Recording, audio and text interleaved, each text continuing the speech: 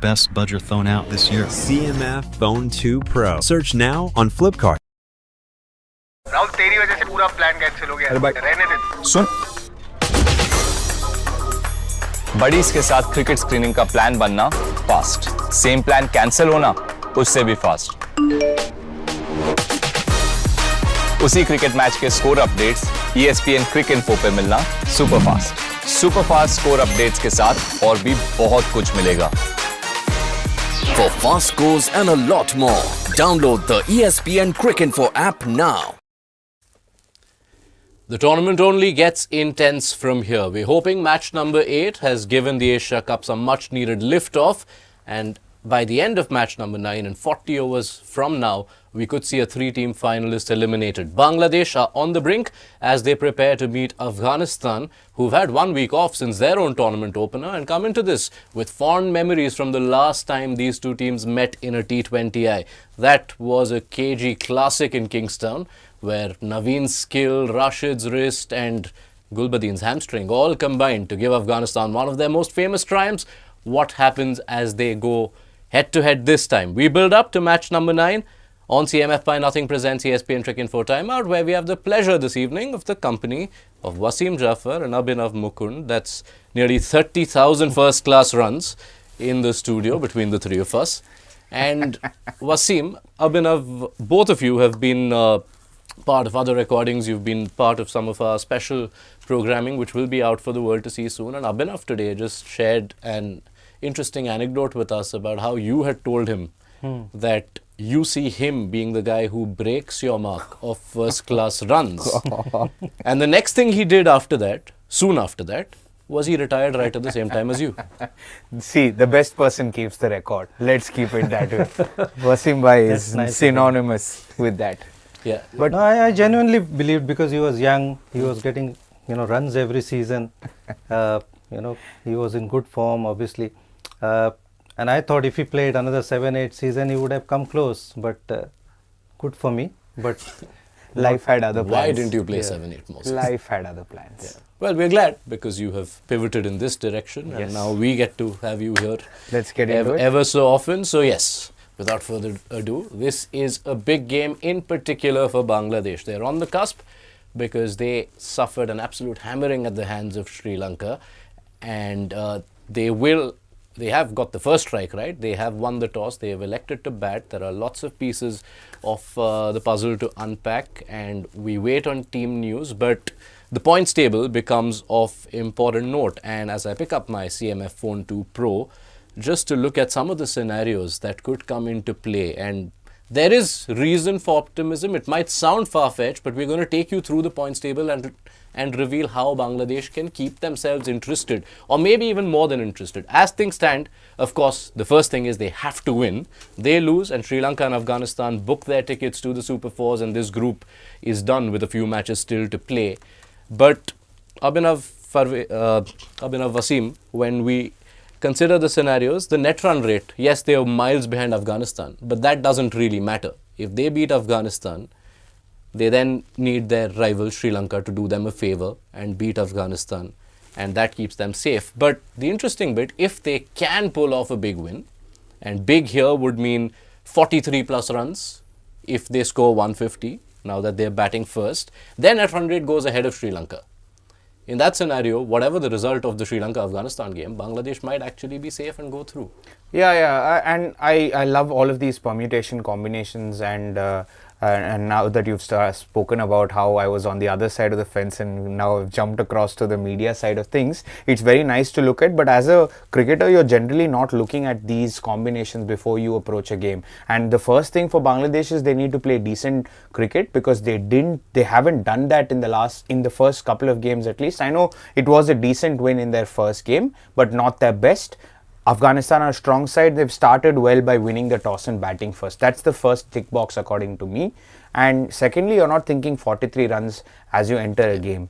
You get a respectable total, you want to win, and then you wait and watch whether you can actually achieve it. But that's not what their priority will be at the start of the game. Their priority will be to get their own act together and try and see if they can get a win in the first place. Yeah, and it's not just the pressure of the points table, Wasim, because Afghanistan have also had the wood over Bangladesh.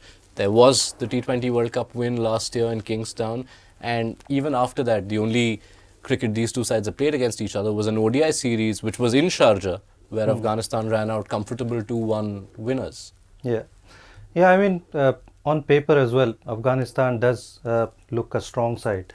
This Bangladesh side is very young. They've got a new captain. Most of the senior guys have gone. But saying that, I completely agree that they've got first thing right is in a crunch game, win the toss, bat first, put scores on the board, and look to dictate terms from there. I'm sure they won't be looking at winning by 43 runs at this point of time. Just win the game comfortably, and hopefully if the situation arises, that happens. But for them, is to put runs on the board, and the top order needs to fire. So now it looks like they're very much relying on Liton Das, but the other guys need to come into the party. Yeah, and so much of the conversation ahead of Bangladesh in this Asia Cup, and Wasim was with us for their tournament opener, and we talked up Bangladesh's big hitting in recent months since the T20 World Cup. But what we've seen at the Asia Cup so far, there was a bit of a struggle of a chase against Hong Kong, and then they were completely blown apart, at least the top order, against Sri Lanka, and leave alone big hitting. I mean, they've only had 3 sixes. So what do you put that down to?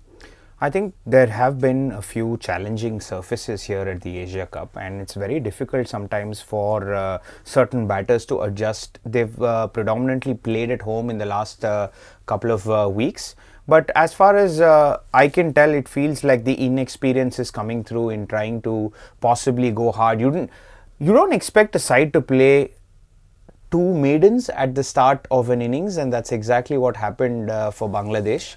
And in fact, I was having this chat with Farviz, who was with us yesterday, and the first ball was a nice juicy full toss from Chamira, and it went straight to cover. And sometimes small things like that make a very big difference. And you saw how Hong Kong started against Sri Lanka yesterday. They got off to a flyer with a couple of inside edges. So that's possibly the luck that they need. But I feel Bangladesh might just get restless. So I'm just waiting on team news to talk a bit more about their batting. They might get a bit restless about their opening combination, bring in a few changes at the top, maybe see a Nurul Hassan or a Saif Hassan at the top of the order. Maybe they'll go with a couple of changes in this sort of a game, but let's just wait on official confirmation to see if they've made any changes. But as far as I can tell, they just need a little bit of patience at the top of the order for them to actually make a big score, instead of going slam bang, which has not worked essentially for any other team except India till this point of time. Yeah, we are waiting on team news, especially from Bangladesh. The other point of interest, of course, is Tashkin Ahmed, who's been their best seamer since the last couple of years, and he didn't feature as they preferred Shariful Islam against Sri Lanka. But on the batting challenge, Wasim, almost the more prudent move to what Abhinav says, that see things out, because as far as this bowling attack goes, Afghanistan, and in particular their spin, there's already Rashid and Noor, and Allah Ghazanfar in that ODI series in Sharjah. In the first game, he was the one taking the 6 first. So 3 potent spin weapons to face. Yeah, I mean, I agree again, with Abhinav. They need to, have that fearless mindset and play aggressively, but they need to look at, scoring down the ground as well. Tanzid Hassan has been around, but the way he got out, he'll be disappointed. Then, a straight ball is looking to heave across at square leg. We have seen, how Abhishek Sharma has started his inning, looking to hit straight, and that's how he's been successful on a tough pitch in Dubai. So I think the openers need to look to hit straight, get them a good start, because you surely gonna see a lot of spin, which is gonna choke them after the 6th over. From the power play, they've got 4 spinner. Mohammad Nabi didn't bowl in the last game, so they've got a lot of options, but they need to win the power play for them, their middle order to strike. Right. While we wait on the team news and the confirmation, it is also time perhaps to discuss what has happened with Afghanistan and Bangladesh, because it almost seems like they're going in completely different trajectories. The Bangladesh of the late 2010s felt like the team which, without meaning any disrespect, the team that Afghanistan have become in the last few years, a team that consistently challenges the big teams at big tournaments. And when you look at just the amount of exposure they're getting, there's some interesting numbers we've dug out as to the amount of cricket that Afghanistan and Bangladesh's players are getting to play at the biggest stage. Now, this is the top T20 leagues and the last iterations of each. We're considering the 6 biggest leagues, which is IPL, Big Bash, SA20, PSL, CPL, and the 100. And that graphic already shows you this queue. I'll give you the number. That's 12 Afghan players who've played at least one game in these leagues. It will be 13 if you add an Allah Ghazanfar, who was picked up in the IPL but didn't play there.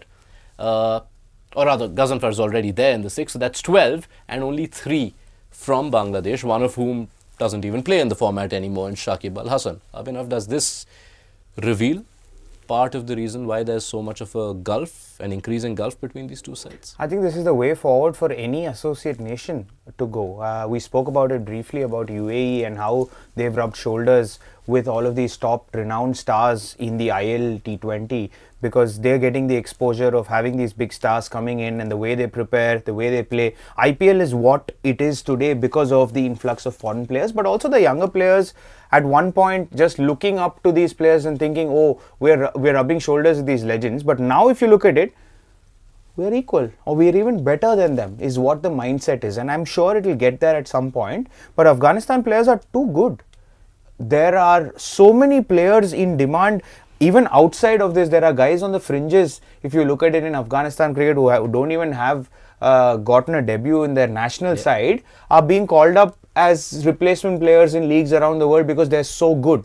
And that's the kind of cricket structure, even without a proper cricket structure, if I may say, in Afghanistan, they're able to cultivate so many of these players. There's also a lot of speculation about NOCs not being given in Bangladesh, and how a lot of these players are not allowed to go and play in these leagues around. But it's not like they're in demand either. And that is a very big concern. With both Bangladesh and Sri Lanka, I felt the same. With their batting especially. I'd love to see a lot more batters in this list in Afghanistan, with just Gurbaz being the one batter that I can see, but everyone else. Sedikula Atal. Atal, who's just come in. So Gurbaz and Atal, but I'd love to see. Najib used to be there as well. Najib used to be there. Najib used to be around playing in these leagues, and that's exactly why Afghanistan cricket's move forward, because they are Rashid is a big ticket buy. So is Noor Ahmad. Nabi is a big call everywhere you go, and you've got all of these spinners who can play in all of these leagues around, and that's exactly why they're so good as a team when they come together, because they have the exposure and they know that they can beat any team in world cricket. Yeah, before we proceed, I do have to thank you for prompting this topic of discussion, because once you brought up UAE and how the ILT20 benefits them is when it got us thinking about this comparative yardstick between Afghanistan and Bangladesh. That gulf that we saw, 12 players for Afghanistan, 3 for Bangladesh in the top 6 leagues, is even wider when you consider the latest IPL, Wasim, because there were 8 Afghanistan players who at least featured in one game, and add to that Allah Ghazanfar. And Mustafizur Rahman was the sole representative for Bangladesh. Yeah, I mean, again, it boils down to the quality of the players. What IPL demands, I believe the Afghanistan players can provide that. They've got mystery, they've got that aggressiveness, that fearlessness. You don't see that in many players in Bangladesh, unfortunately, barring, obviously Shakib, because he's an all-rounder, he's a world-class player. The fast bowlers, only Mustafiz brings that variety. You don't see that much from anybody else that who can challenge international bowlers. So I think Rishad also is there in that list, because he's a leg spinner, and leg spinners are in demand in T20 format. Otherwise, before that, Tamim and probably Mushfiq played a little bit, but in that squad, you hardly see anybody that is going to be go for big amount or even for the leagues. I believe it's just the quality of Afghanistan players that they get demanded that much. Does this also point towards the changing landscape? Because the other interesting bit to note between these two sides, after the T20 World Cup last year, Afghanistan, pardon me, coming into the Asia Cup had only played 8 T20Is. Bangladesh had played 20 plus. They played 7 different series. Typically, the conversation around the non-top ranked sides used to be that a lot of times they don't get to play a lot of cricket together. Afghanistan have barely played together, but the fact that their players are consistently playing high quality T20 cricket, does that to you show the changing landscape of the game? I think so, because they're used to playing in pressure. This league, you go in as a professional player, overseas professional, and you are demanded performance straight away. So they are used to handling that pressure. So I believe it doesn't matter where you practice together or you play together, as long as they come into the Afghanistan. First of all, that attachment with the country, it's too much for these guys. They play with so much passion when they play for Afghanistan. On top of that, they're so professional when they go and play in the league that everyone knows what is expected of them. So I believe that makes a huge difference. Yeah, and now if you look at Bangladesh, lots of T20Is played, but of these 7 bilateral series they've played in the last 12 odd months, there's one against India, but then you've had a series against West Indies who've had their troubles, 2 against Pakistan who are trying to evolve, 1 against UAE which they lost, 1 against Netherlands. So you're just not perhaps playing the highest possible quality of opponent enough for you to then make a mark at the bigger tournaments? I think this is a longer conversation, because you're talking about the relevance of T20Is in world cricket today, and unless you're playing a top 3 or top 4 nation, you're not going to find the quality that you find in most leagues around the world, and that's the challenge for the world sport as it is. And I think it's a longer conversation, but that's exactly why, getting back to this game, is the fact that Bangladesh are genuinely struggling against top quality sides, be it even teams that are in and around the subcontinent. You would expect Bangladesh to grow a lot more, because there is a genuine cricketing culture there.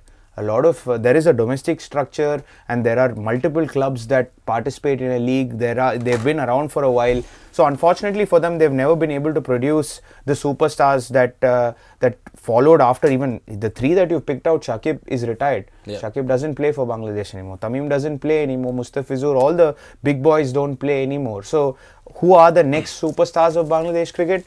Your Tawhid Hridoys need to stand up. Rishad Hussain needs to stand up. The young boys need to stand up, because every other nation has players coming through in bunches. So unfortunately for Bangladesh, I don't think the next generation of cricketers are coming through and becoming superstars like what they thought they would. All right. So there are challenges. The challenges are plenty for Bangladesh, but a lot of these bigger questions can be answered later. For the time being, what is the playing 11? And there are quite a few changes that Bangladesh have made coming into this must-win clash. Saif Hassan, Nurul Hassan, Nasoom Ahmed and Tashkin Ahmed all are back. Tashkin is the straightforward replacement. He comes in for Shariful Islam, who had featured last time. But this also means a change in the makeup of the side, because there is no Parvez Hussain, who was opening with Tanzid Hassan. So Saif Hassan is in there. They have also sacrificed a bowler here. Tanzim Hassan Saqib is out. Wasim, make sense of all these changes? Panic? I mean, that's exactly what I don't like, about Bangladesh. You lose one game and then you make wholesale changes. You might as well have continued with these players who have played in the last 2 games. There's a lot more continuity. The players also know what is expected of them. I mean, these guys who are coming in, they are coming in under so much pressure.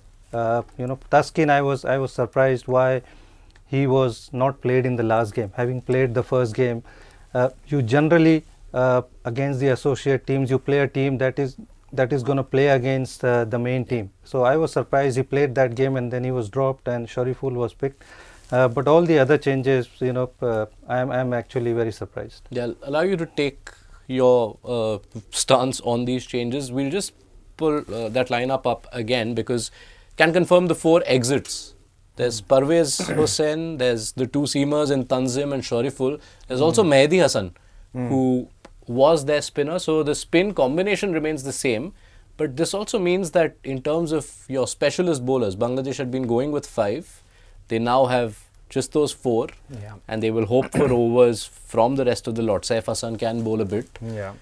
Clearly shaken by their batting form. Yeah, this is again a team that is looking for options within their own setup because they know they're not playing their best cricket at the moment. But Bangladesh have had a huge problem in terms of their opening combination for a while now, and it's one of the most important aspects in world cricket at the moment.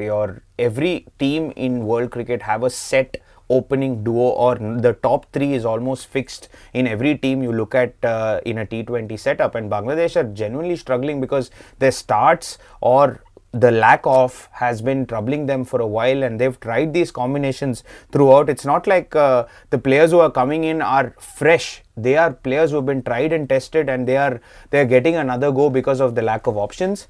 And the only reason I think they've gone back to Nasum Ahmed is because Sadiqullah Atal's the only lefty as far as I see in the top 7, so they don't want Mehdi Hassan, and again Mehdi Hassan's been used as a floater at number 5 or something like that, so you'd expect your Jakar Ali's and Tawhid Ridois and Shamim Hussain's, you would expect them to go out there and get runs instead of doing a fix-it sort of a situation. So Bangladesh are clearly looking like a team that have a few issues, but I'm happy to just say, okay, go out there and get runs on the board, because Afghanistan have their issues with chasing. That is true. Afghanistan, most of their notable victories have come when they batted first, put a score on the board and defended it well. Among those batting changes, Wasim, Saif Hassan, very short sample of 8 T20Is. He's opened thrice and scored 13 runs in those 3 innings. Nurul Hassan has never opened. So does this mean Liton Das goes back up I top? believe so. I mean, the team that we saw, Liton Das was slotted at number 2. So I believe he's going to open and Saif Hassan is going to bat 3. Again, it shows, you're not sure about the 11, about the combination. So, it does or it doesn't surprise. I mean, I can say both because you want that continuity. We talked about in the first game itself that you can only build confidence by playing those players and then make changes after the tournament. But again, this is a must-win game, and I hope this combination serves them right. But what does it tell you? Because this continuity factor, Abhinav, is becoming quite a recurring discussion with a fair few of the full member teams at this Asia Cup. We bring it up when Pakistan, and we'll see what way they line up in their next game after that India defeat with Bangladesh, with Sri Lanka. Almost everyone who speaks on our shows, be it people who have actually played for those countries or otherwise, always mention that you need to back your team. Bangladesh have backed this opening combination. There's a lot of excitement around Tanzid and Parvez. It might have been for series which were maybe against easier opponents, but there was excitement. To let go of it in 2 games, is it helping you in the long run? I don't think it is. And the problem here is that you're actually tinkering with one of your best batters who's your captain as well, and you're asking him to do another role suddenly. So again, it definitely reeks of pressure and decisions that need to be made. You don't make 4 changes before your must-win game. Let's put it that way. Maybe the Tuskin change, I have a little bit of sympathy because he's coming back from a back injury, and maybe he couldn't play 2 games back to back, hence why he was given a break. Can make excuses about it, but to just keep changing combinations just on the basis of your 2-game small sample size, I don't think makes a very big. I don't think it speaks volumes about the clarity in your team management. Yeah, it reminds me of one of the great lines spoken on our platform by the great Ian Chappell, who once said, "Never weaken a strength to strengthen a weakness." Bangladesh are making wholesale changes. Afghanistan, though, are sure and steady. They go in unchanged from the lineup that they fielded in their opener 1 week ago against Hong Kong. Got the 3 top order batters in Sadiq, Gurbaz and Zadran. They will have 3 spinners. They also have Mohammad Nabi, who did not bowl in that game against Hong Kong. Wasim? They look a solid unit. A lot of bowling option, a lot of all-rounders. All they need is obviously Atal to play the way he played. Give solidity at the top, but they need runs from Gurbaz and Zadran. And then there's a lot of power. in the bottom half. Gulbuddin Naib, Umar Zai showed what he can do in the first game. Karim Jannat can bat, Rashid Khan, but all they need is not to lose wickets early.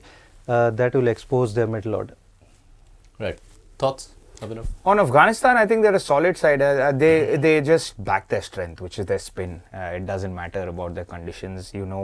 Allah Ghazanfar is going to take the new ball with Fazal Haq Farooqi as soon as it begins. Maybe Nabi gets an over if Tanzid Hassan's on strike and they have the option of bowling at a lefty. But you've got Rashid and Noor to man the middle overs, and then they look at Omar Zai to chip in as well. A very, very solid bowling lineup. I'd be very surprised if they go off their plans today. Yeah. So, which only brings the Bangladesh six-hitting conversation back in, because as much as they've tried to become a big hitting side, they have struggled in these two games. 3 sixes in nearly 40 overs that they've batted so far, Wasim. And that challenge against this lineup, I think one positive thing is this Abu Dhabi pitch will be better than Dubai. That's what I would say. So you can have value for your shots. You can play through the line. You've got big scores in Abu Dhabi compared to Dubai. So I think the wicket will be good. It's about picking Rashid, Noor, and Allah Ghazanfar. How quickly and how comfortably the batters pick them. Otherwise, those spinners are going to trouble you. But I just believe they need to play fearless. They need to play the situation well, have wickets in hand, for the last 5-6 overs. But they need to go out there with the positive mindset and look to post a decent score. they did get to bat in Abu Dhabi in both of their previous games as well. You had Hong Kong, who stifled them with their off pace and also their tight spinners. And then there was the Sri Lanka game. When you look at those two games and the failure to hit big the way they would want to, do you see it more as an intent problem or a skill problem? I think it's more a skill problem. It's not an intent problem. I think they went hard, especially initially. They tried to break the shackles. Unfortunately, when you lose wickets, you automatically, your body goes into, okay, let's try and face out these few overs. Their power play was a shocker against Sri Lanka. And they were always behind the game from the power play onwards, trying to see if they can get back into it and put something up respectable against them. But maybe the influx of Saif Hassan, I'd love to see Litton stay at 3. Maybe the influx of Saif Hassan and Tanzid, maybe they've told him that this is possibly your last game, so go out there and express yourself. They probably told that to him. So maybe he goes out there and bats like the little Tamim that he is and see if they can post something. I just have a feeling if the ball doesn't do much in the air or off the pitch for the seamers, Bangladesh might just enjoy the slightly extra pace of the spin that Afghanistan gives. I felt the Hong Kong and Sri Lanka bowlers, right, were very slow through the air and they struggled a little bit to get timing or power through that. And I'm expecting something big from Tauhid Hridoy today. So let's see if that happens. Wasim, if as a coach, if you're in this side and if you have seen the first two games, and it perhaps depends on whether you've accepted that, okay, our skills might not allow us to hit the kind of sixes we want in these conditions. In this must-win game, are you then telling your batters that, okay, we might have been looking to play that way and that might be our holistic target in the long term, but for today, pivot, change the approach and get a job done? Yeah, I think so. I think you just can't turn up on the day and say, I'm going to bat in a different manner and I'm going to hit sixes. You just need to bat the way you bat and then play the situation. I think the batters need to come to the party. Tanzid Hassan is a good player, but he's not been consistent. Saif Hassan is going to play his first game. A lot again depends on Litton. But I just think they just need to go out there and play with a positive mindset. Sometimes I just feel, they are a little bit hesitant.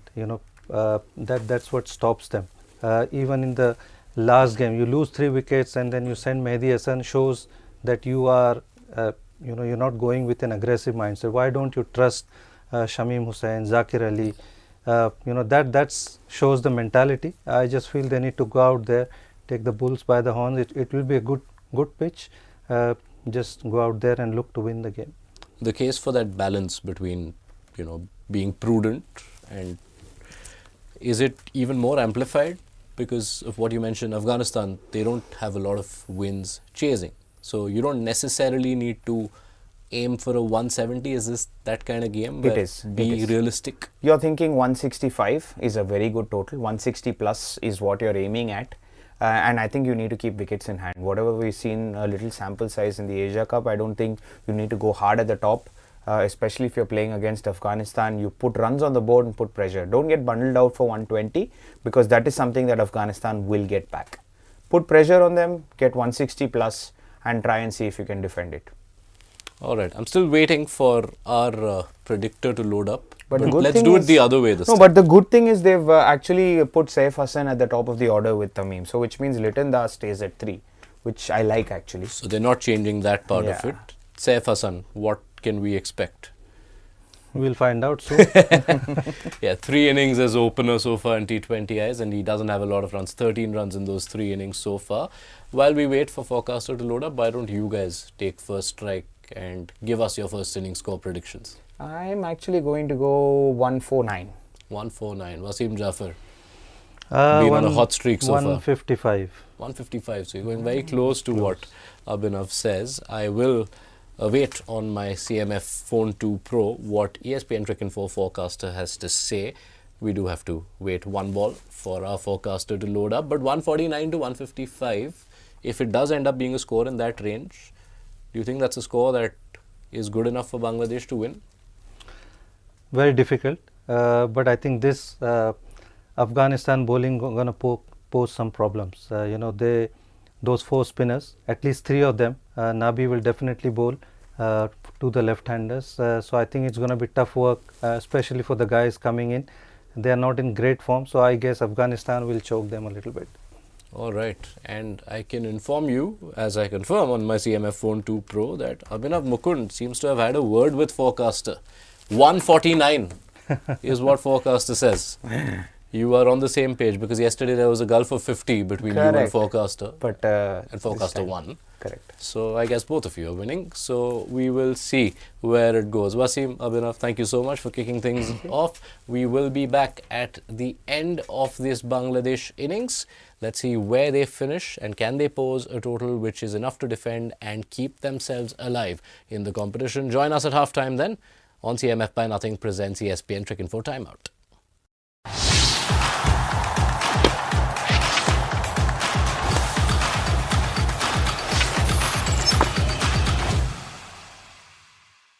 Best budget thrown out this year. CMF Phone 2 Pro. Search now on Flipkart.